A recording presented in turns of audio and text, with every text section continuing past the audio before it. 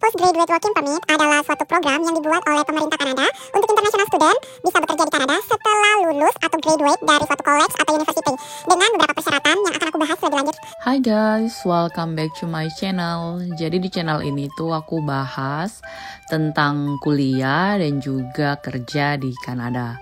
Buat teman-teman yang baru di channel aku, welcome. Perkenalkan aku Elvi. Sekarang aku lagi kuliah plus kerja di Kanada. Buat teman-teman yang mau kuliah di luar negeri dan masih bingung memilih negara, silakan teman-teman nonton video saya sebelumnya. Saya banyak membahas tentang program kuliah dan kerja di Kanada, dan juga ada beberapa video tentang chit-chat sama international student yang ada di Kanada. Semoga dengan video tersebut bisa membantu teman-teman mengenal tentang Kanada. Oke, jadi video kali ini tuh aku membahas tentang salah satu benefit yang akan kalian dapatkan jika teman-teman kuliah di Kanada, yaitu tentang program Postgraduate Working Permit. Nah, mungkin sebagian dari teman-teman sudah tahu tentang program ini, atau ada juga nih yang belum tahu. Jadi program ini dibuat khusus untuk international student di Kanada. Nah, sebelum aku bahas lebih lanjut, teman-teman bisa buka laptop atau HP juga boleh sih. Nah, aku kasih tahu secara teknikal tentang program Postgraduate Working Permit. Google, kemudian teman-teman tulis Service Canada. Jadi Service Canada itu adalah sebuah website yang dibuat oleh pemerintah Kanada. Ada banyak banget yang teman-teman bisa explore di sana, tapi kali ini aku bahas khusus tentang program Postgraduate Working Permit. Setelah itu, teman-teman pilih yang bagian pertama, yaitu Service Canada, www.canada.ca. Kemudian teman-teman klik menu, dan kemudian klik yang Immigration and Citizenship. Ini sama aja ya, berlaku buat di CV maupun di handphone, dan kemudian teman-teman pilih Study.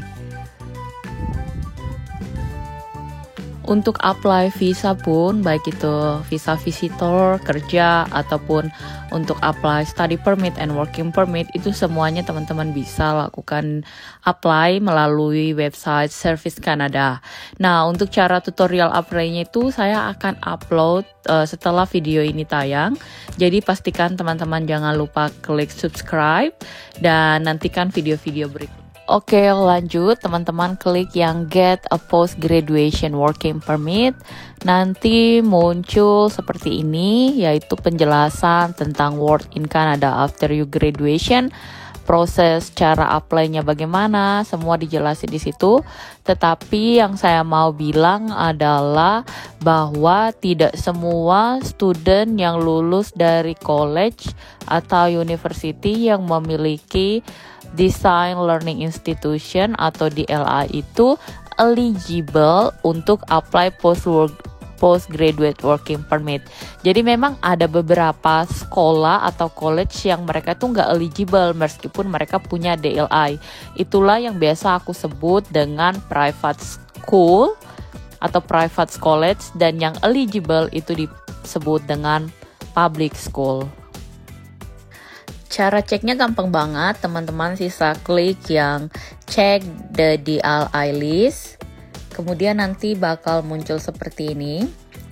Teman-teman sisa turun ke bawah, kemudian teman-teman di situ ada view the list by province or territory. Jadi di Kanada itu ada 10 province dan ada 3 daerah teritori. Ini adalah nama dari nama provinsnya ya, bukan nama kotanya. Jadi make sure teman-teman tahu di mana lokasi sekolah yang bakal teman-teman cek. For example, aku klik di province British Columbia. Nanti akan muncul semua nama college atau university yang ada di Province British Columbia dengan locations itu yang berbeda-beda. Teman-teman bisa lihat di situ ada name of institution, and then juga sudah ada DLI setiap sekolah atau setiap college. Kemudian location city-nya di mana, sama mereka itu eligible apa enggak sama program Postgraduate Working Permit. Filter item, teman-teman bisa tulis nama sekolahnya. Contohnya di sini aku tulis Arbutus College, nama college aku sebelumnya, dan di situ langsung keluar Arbutus College of Communication, Art, Business, and Technology. Itu ada di LI-nya dan kotanya di Vancouver, dan itu nggak eligible untuk apply postgraduate working permit. Video sebelumnya saya membahas tentang salah satu college murah di Kanada, yaitu dengan kisaran biaya sekitar 50 juta rupiah atau sekitar 5.000 Canadian dollar.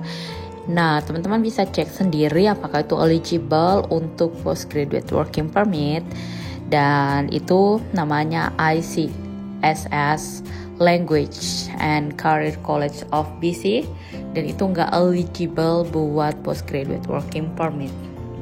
Oke, lanjut lagi. Persyaratan lainnya yaitu tentang lamanya waktu studi. Jadi berapa lama PGWP or postgraduate working permit itu valid itu tergantung dari jangka lamanya studi kita. Jadi untuk postgraduate working permit sendiri itu eligible dengan minimal studi 8 bulan di Kanada. Pertanyaannya adalah apakah ada program 8 bulan atau less dari setahun di Kanada? Jawabannya ada. Contoh programnya yaitu program Certificate and Diploma. Saya sudah pernah bahas tentang beberapa contoh program certificate yang murah di college public. Teman-teman bisa double check videonya di sini. Diploma yaitu dengan masa jangka studi sekitar 2 tahun. Nanti setelah lulus teman-teman bisa apply program postgraduate working permit dan itu bakal valid untuk 3 tahun. Jadi 2 tahun studi plus 3 tahun kerja di Kanada setelah lulus. Oke, untuk eligibility kriterianya di situ ditulis bahwa kita mempunyai 180 hari setelah lulus atau mendapatkan final marks kita. Jadi setelah mendapatkan nilai atau certificate atau ijazah kita. Nah, jadi misalkan kita programnya itu selesai atau kita graduation misalkan March. Jadi nanti di visa kita yang di stamp, yang di passport ya, itu nanti akan dikasih dari April, Mei, and June. Jadi nanti expirednya itu akan dikasih 3 bulan lebih. Jadi akan dikasih di June expirednya. Kenapa? Karena dari Maret sampai June kita dikasih 180 hari. Itulah kita gunakan untuk apply visa berikutnya. Jadi teman-teman bisa buat apply yang eligible postgraduate, mau apply postgraduate atau mau cari visa lain. Oke, next teman-teman harus perhatikan kenapa alasan gak eligible buat postgraduate working permit.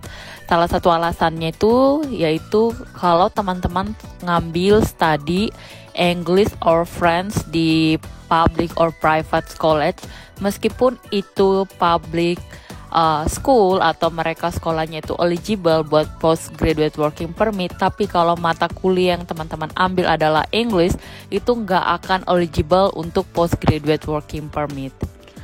Oke, dan jika teman-teman mendapat scholarship or funding dari salah satu university or college, itu teman-teman tetap eligible untuk apply postgraduate working permit as long as itu fundingnya bukan berasal dari Global Affairs Canada. Next yaitu tentang flag school graduate di Kanada. Jadi itu eligible untuk apply postgraduate working permit setelah teman-teman lulus dari flag school di Kanada.